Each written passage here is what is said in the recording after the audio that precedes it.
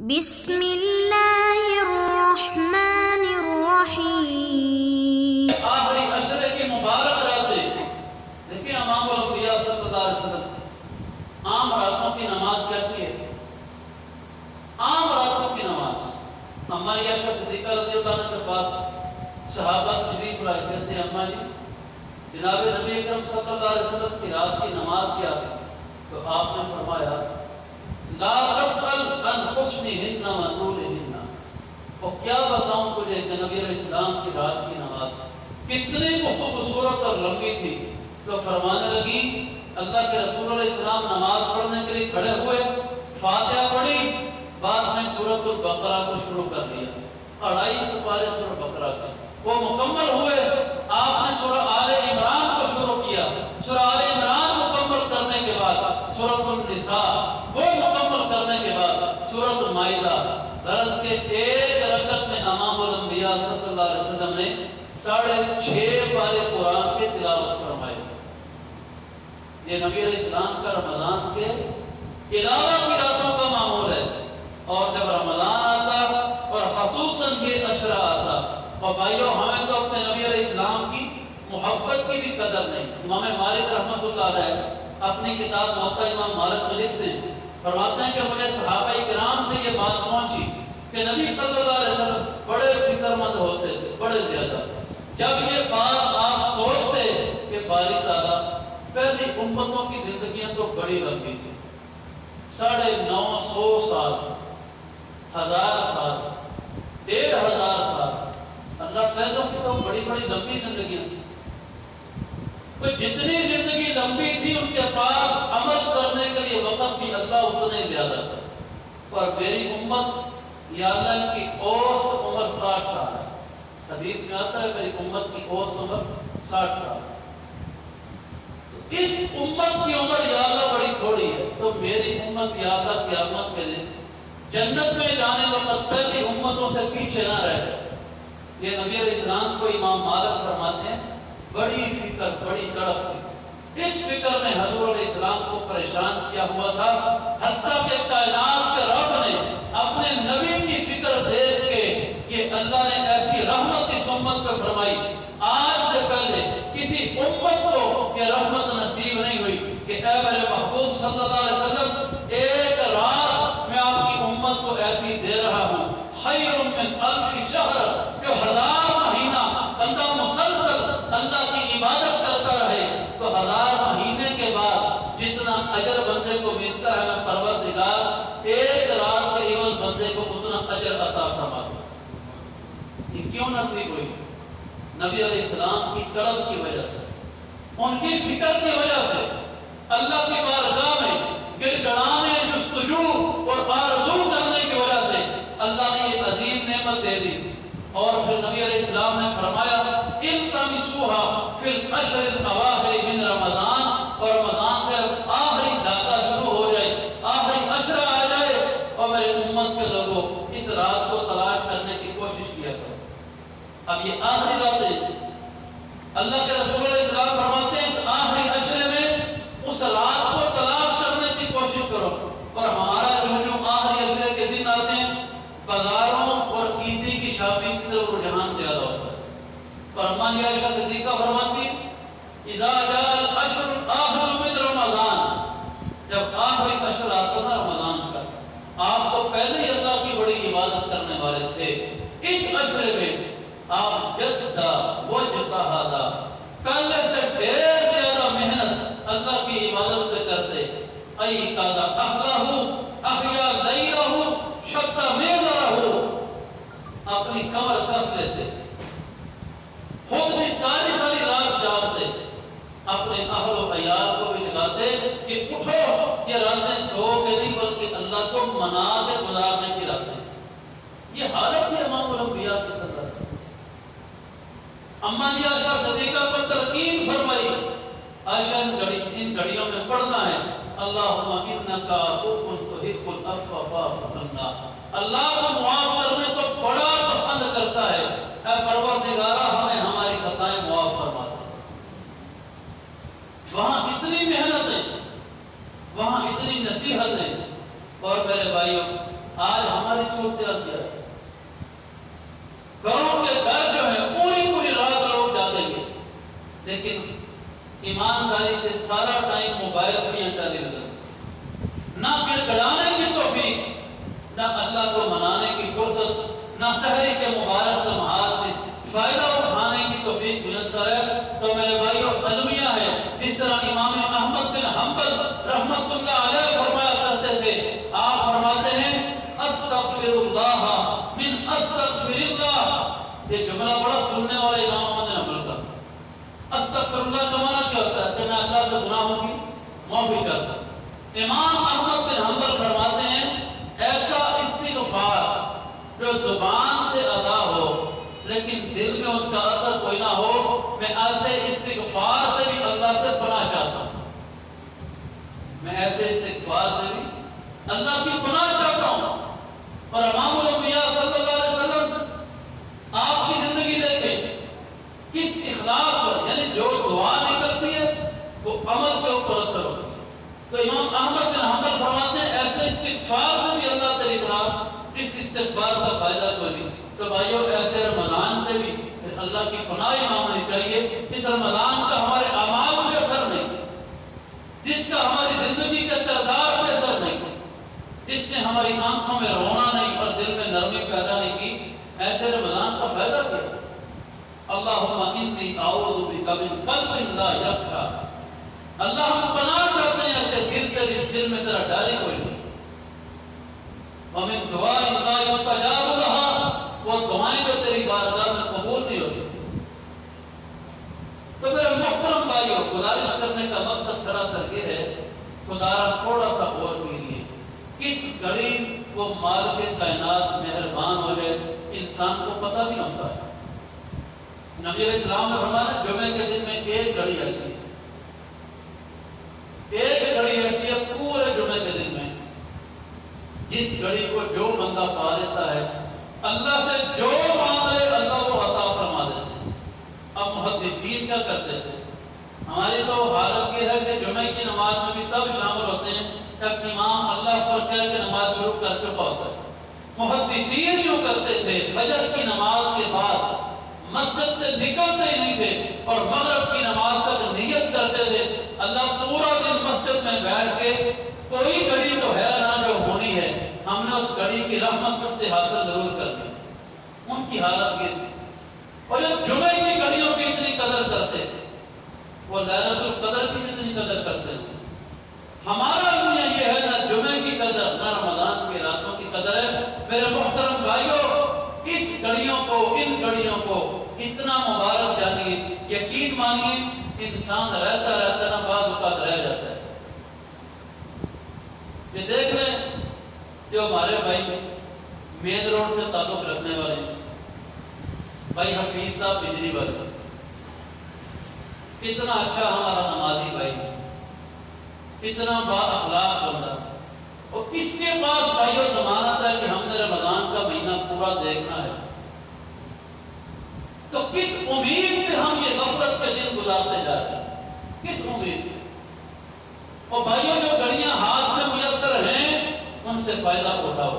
اللہ کس گھڑی میں مہربان ہو جائے یقین مانے انسان کو پتہ نہیں چلتا۔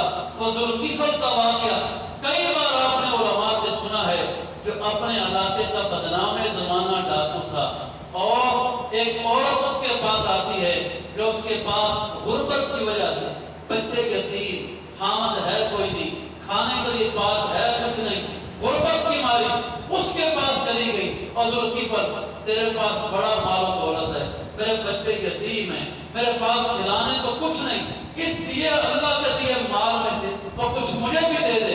ذوالکفل کے اوپر شیطان سوار ہوا، اس نے دیکھا عورت مجبور ہے، اور آج میں اس عورت کو جس شرط پہ لانا چاہوں لا سکتا ہوں۔ اس نے ایک ہی شرط لگا دی، اس نے کہا کہ تو میرے من کی خواہش پوری کر دے، میں تیری پیسوں کی خواہش پوری کر دیتا ہوں۔ وہ بیچاری مجبور تھی، اپنے بچوں کی بھوک کو نہ دیکھ سکی۔ یہ بھوک اور غربت میرے بھائیوں بندے کو بعض اوقات دین سے بھی دور لے جاتی ہے کہ انسان حرام کھانے پہ مجبور ہو جاتا ہے۔ تو وہ عورت مجبور یہ شرط مان گئی، مجبور نے کہا فلاں دن آ جانا، آنا، جتنے پیسے کو گے دے دینا، تو میری خواہش پوری کر دینا، میں تیری خواہش پوری کر دوں۔ اب وہ عورت جب چلی اور ذوالکفل کے پاس گئی، وہاں جب کمرے میں داخل ہوئی تب اس کے آنسو گرے کہ پروردگار آج غربت نے مجھے طوائف بننے پہ مجبور کر دیا۔ اللہ آج یہ دن بھی آ گئے کہ بچوں کی حالت یہاں تک مجھے حالات لے آئے۔ ذوالکفل نے اس کو روتے دیکھا تو پوچھا بی بی کیا ہوا؟ اس نے ایک ہی جملہ بولا، اتق اللہ یا ذوالکفل۔ اور ذوالکفل اس اللہ سے ڈر جا جس نے زندگی کی سانسیں ادار دی ہوئی ہیں۔ پتہ نہیں کیا اخلاص تھا، کیا جذبہ تھا، اس عورت نے اس طرح سے اس کے سامنے یہ جملہ بولا، ذوالکفل کے دل میں اثر کر گیا اور اس کے دل نے اس بات کو سوچنے پہ مجبور کر دیا۔ اللہ ایک طرف یہ عورت ہے جو بھوک سے مرنا تو پسند کرتی ہے لیکن گناہ پہ آمادہ نہیں ہو رہی، اور ایک طرف میں ظالم ہوں اس کی غربت سے فائدہ اٹھا کے اس کو گناہ پہ آمادہ کر رہا ہوں۔ یہ دل میں شرمندگی آ گئی۔ جتنے پیسے پاس تھے اس کو پکڑائے، کہا بی بی چلی جا، دروازہ بند کیا۔ یہ کوئی گھڑی ہوتی ہے انسان کو مل جاتی ہے، دروازہ بند کیا، گر گیا سجدے میں اور ایسی اللہ سے لو لگائی، ایسی توبہ کی، سجدے میں روح پرواز کر گئی۔ صبح کا وقت ہے، اس کے ملازم اس کے متحد دیکھتے ہیں، آج ذوالکفل اٹھا نہیں، دروازے پہ دستک دی، دروازہ بند ہے، کھٹکھٹاتے رہے، آوازیں دیتے رہے، کوئی آواز نہیں، دروازہ توڑ کے دیکھا ذوالکفل مرا پڑا ہے۔ صبح سحری کے وقت پورے علاقے میں شور مچ جاتا ہے، اور لوگوں بدنام زمانہ ڈاکو، ذوالکفل مر گیا۔ ہر بندے کی اپنی سوچ ہے، ہر بندہ اپنا ذہن لے کے آتا ہے، مر گیا، شکل بگڑ گئی ہوگی، پتہ نہیں کس طرح مرا ہوگا، پتہ نہیں کیا انجام ہوا ہوگا، لیکن جب دنیا آئی گھڑی قبولیت کی تھی، لو اللہ سے لگا لی، اور جب آئے لوگ دیکھا کہ ذوالکفل کے دروازے پہ لکھا ہے ان اللہ غفر ذوالکفل۔ ایک کائنات کا وہ گواہ رہنا مرنے سے پہلے ایسی توبہ کر گیا ہے کہ اللہ نے ذوالکفل کو معاف کر دیا۔ اور بھائیوں گزارش کرنے کا مقصد صرف یہ ہے کہ اللہ تعالیٰ کو منانے کی کوشش کرو۔ عید کے ایام قریب ہے، ایک اللہ کو مناؤ بھائیوں، دوسرا ہمارے معاشرے کا المیہ یہ ہے یہاں غیروں سے عید ملتے رہیں گے، غیروں سے، اور سکا بھائی سکے بھائی سے ناراض ہے، سکے بھائی کو عید ملنے کو تیار نہیں۔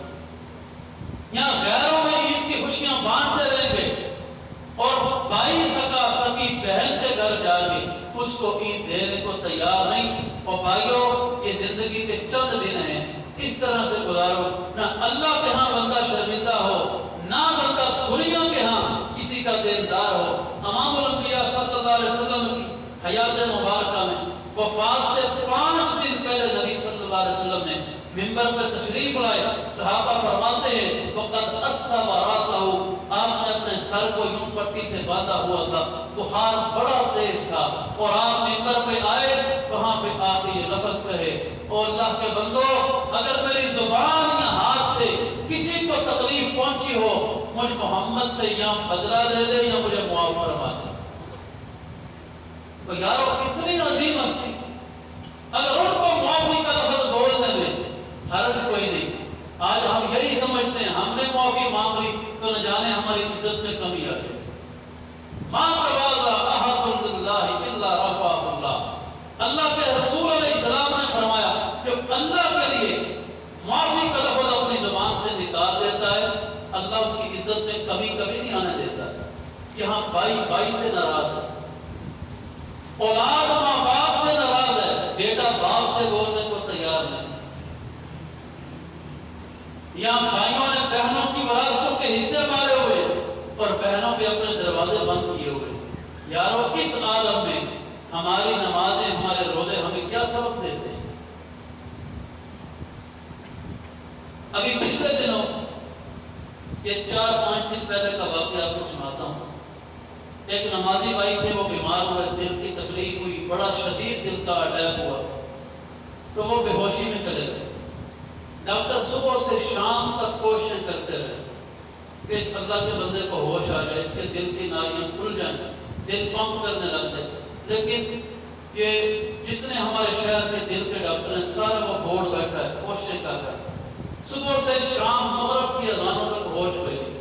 حتیٰ کہ ڈاکٹر یہ کہہ رہے تھے کہ اس بندے سے بچنے کی امید نہیں. اللہ کی قدرت کہ اللہ نے جب زندگی رکھی ہو انہوں نے کوشش کی عشاء کی اذانوں تک بندے کو ہوش آتا. تو میں کچھ ساتھیوں کے ساتھ اس بندے کا پتہ لینے ہسپتال گیا اور آئی سی یو میں بڑی شدید سیریس حالت میں وہ بندہ بیڈ پہ پڑا ہے. سکا بھائی ہے، کسی کا سکا بھائی ہے. اس کو اوپر سے سٹریچر پہ نیچے اتارنا ہے. ایک بھائی نیچے آئی سی یو میں، ایک بھائی اوپر سیریس کنڈیشن. اس کو سٹریچر سے ڈاکٹروں نے جواب دے دی اور نیچے اتارنا ہے. تو جو بھائی میرے ساتھ تھے انہوں نے مجھے تعارف کروایا کہ یہ جس کو لا رہے ہیں نا یہ اسی کا بھائی ہے جس کا ہم پتہ لینے آئے ہیں. دونوں بھائی سیریس کنڈیشن ہے. ایک مکان میں رہتے ہیں، ایک چار دیواری میں، ایک چھت میں.